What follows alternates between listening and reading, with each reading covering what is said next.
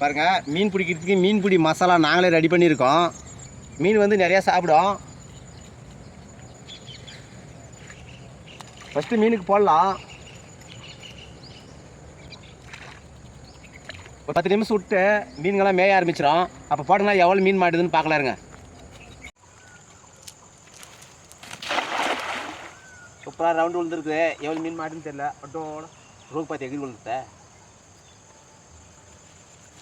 வலையை தாண்டி ஒரு ரோகு மீன் எகிரி குச்சிருச்சு. நம்மளுக்கு நேரமே சரியில்லை. ஒரு மீன் மாட்டி இருக்கு பாருங்க, வலையை இழுக்குது. 1 2 3 4 5 ஒரு 5 மீன் விழுந்துருக்கு. ஒரு நல்லா கொஞ்சம் பெரிய மீனும் விழுந்துருக்கு. ரோகு மீன் இப்போ மிஸ் ஆயிடுச்சு.